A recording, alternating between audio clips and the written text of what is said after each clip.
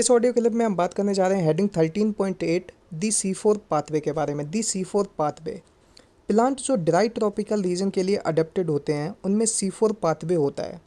In plant में CO2 fixation का first product अगर 4 कार्बन वाला ऑक्जेलो एसिटिक एसिड होता है, फिर भी इनके मेन बायोसिंथेटिक पाथवे में C3 साइकिल या केल्विन साइकिल ही होता है। Then C4 plant C3 plant से किस प्रकार डिफरेंट होते हैं? C4 प्लांट स्पेशल होते हैं। C4 प्लांट में स्पेशल टाइप की लीफ एनाटॉमी होती है। C4 प्लांट हाइयर टेम्परेचर को टॉलरेट करते हैं। C4 plant higher light intensity पर रिस्पॉन्स शो करते हैं। C4 प्लांट में फोटो रेस्पिरेशन नहीं होता है। C4 प्लांट की प्रोडक्टिविटी ऑफ बायोमास ज़्यादा होती है। आइए इन्हें वन बाय वन समझते हैं। आओ C3 एंड C4 प्लांट की पत्तियों के वर्टिकल सेक्शन की स्टडी करें। क्या आपने इन दोनों में कोई डिफरेंसेस नोटिस किया है? क्या दोनों में सेम टाइप के मेसोफिल हैं? क्या इनके वेस्कुलर बंडल सीथ के अराउंड सिमिलर सेल्स हैं? C4 प्लांट के वेस्कुलर बंडल के चारों ओर बड़ी सेल्स होती हैं जिन्हें बंडल सीथ सेल कहते हैं तथा इस टाइप की एनाटॉमी को क्रेन्स एनाटॉमी कहते हैं। यहाँ क्रेन्स का मतलब रीत छल्ला है और यह सेल के अरेंजमेंट का रिफ्लेक्शन है। वेस्कुलर बंडल के आसपास बंडल सी सेल की कई लेयर होती हैं तथा इनमें अधिक संख्या में क्लोरोप्लास्ट पाए जाते हैं।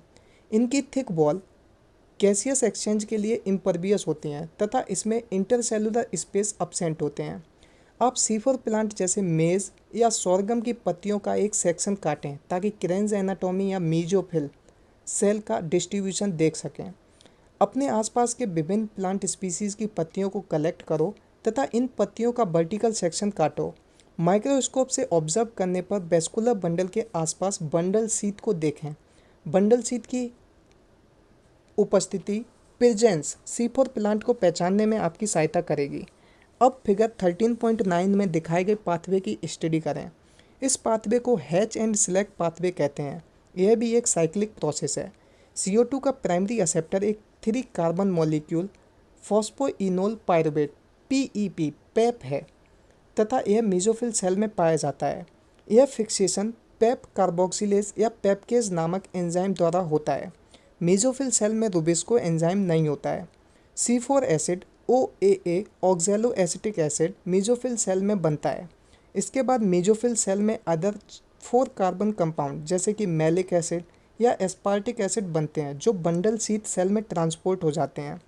बंडल सीथ सेल में यह C4 एसिड टूटते हैं जिससे CO2 तथा एक 3 कार्बन वाला मॉलिक्यूल रिलीज हो जाता है। बंडल सीथ सेल में यह C4 एसिड टूटते हैं जिससे CO2 तथा एक 3 कार्बन वाला मॉलिक्यूल रिलीज होता है। 3 कार्बन मॉलिक्यूल पुनः मेसोफिल सेल में लौट आता है जहां पर यह पैप के अगेन कन्वर्ट हो जाता है और इस तरह से यह साइकिल कंप्लीट हो जाती है। बाउंड सीथ सेल में रिलीज CO2 C3 या केल्विन पाथवे में एंटर करती है जो कि सभी प्लांट में कॉमन पाथवे होता है। Bundle sheath cell rubisco enzyme से रिच होती है लेकिन पेप्केज एंजाइम अब्सेंट होता है।